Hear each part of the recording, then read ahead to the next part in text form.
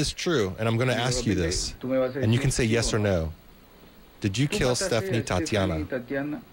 Yes. You killed Stephanie Tatiana Flores, right? Yes. Now he says, oh, sorry, I didn't have a translator during that confession.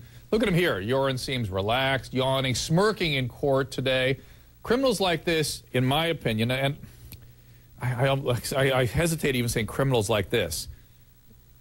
Let's do it, because there's criminals and there's criminals in my role. When I come across somebody like this and I'm trying to treat, and I realize it's this situation, I stop.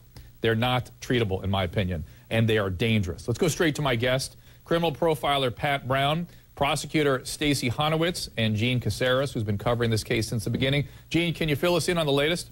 Well, the latest is this was the first time we had ever seen Joran van der Sloot in court. He had never been in a courtroom before. First day of his murder trial, his attorney told us right before court began that he was going to plead guilty to qualified murder with a sincere confession. That's what we were expecting. It didn't happen. He controlled that courtroom. When he said, I want to stop now, I want a continuance, we'll come back again, everyone agreed. The judge had to agree, prosecutors had to agree, and the other co-defendants, who were the taxi drivers that drove him over to Chile, they had to agree too.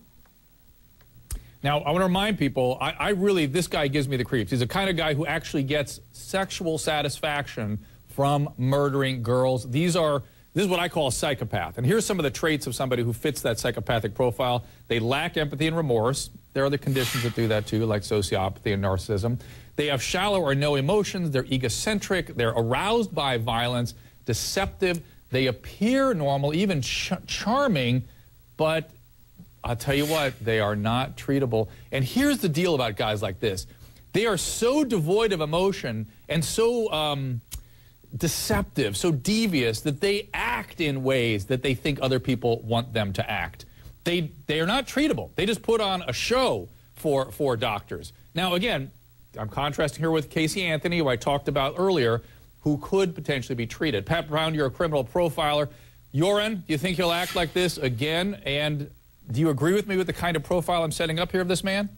Well, Dr. Drew, I agree with you on Joran van der Sloot. I don't agree with you with Casey. I think they're both equal psychopaths in their own right. I do think we're not going to see Casey repeat a crime again, simply because probably she'll make enough money, she can hire a babysitter, she can have people around her giving her attention. Probably it was a situational thing with her daughter.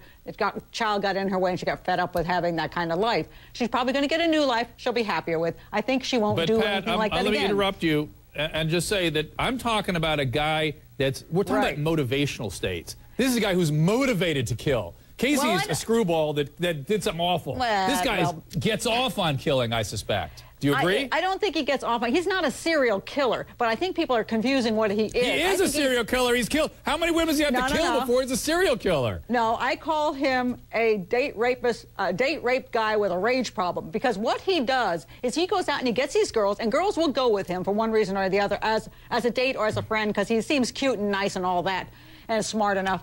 So the first girl goes with him was Natalie, and he'd been in bed with lots of girls on that beach probably, but Natalie went with him and said no, and that ticked him off, and he became angry, lost his temper with her, because he's like a boyfriend losing his girlfriend, only it's maybe an hour-long relationship, but hey, still, you're leaving me, you're saying I'm not worth it, you're going to some other guy, hey, forget it. He gets angry, he killed her in a rage. That's my belief. Well, with Stephanie, by the way, I want to say Stephanie, I think, was an attempted rape. It should have been a felony murder. That girl did not have her pants on.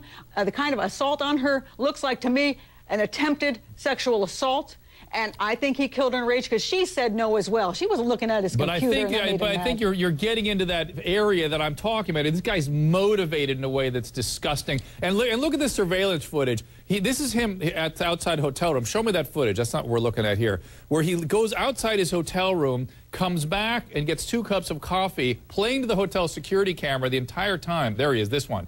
And this is a guy who is acting as though he's giving us what we would expect to see from somebody who's got somebody in the room that he's going to get coffee for. Pat Brown, these guys that I think he is, they are the world's greatest actors, are they not? Oh, he absolutely is. He's a psychopath. He is absolutely a psychopath. Right. But the difference is he's not a serial killer, because serial killers plan to abduct and rape and murder, or at least murder their victims. They plan that ahead of time. I don't think he plans this. He gets angry when he doesn't get what he wants. He's a spoiled little boy who really gets fed up with women who just don't play his game.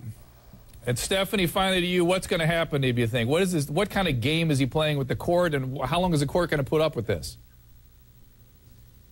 Stacey, I beg your pardon. Did I say Stephanie? I was thinking there's a Stephanie, and I didn't know that you were talking to somebody else. I beg your pardon. Listen, this is not unusual. I mean, sometimes you do see this happen where they say that they're going to come in and they're going to plead, and then what happens is they have a change of heart and they decide that they're going to kind of play around and see if they can get the best deal. There's one thing that I do disagree with you about. I believe he's a psychopath, absolutely. None of us have ever met him, but we can see from his behavior. But most psychopaths do try to conform their behavior, and they're sneaky and they act. In this case, when he walked in that courtroom, he didn't conform his behavior. He didn't act appropriately and was sneaky.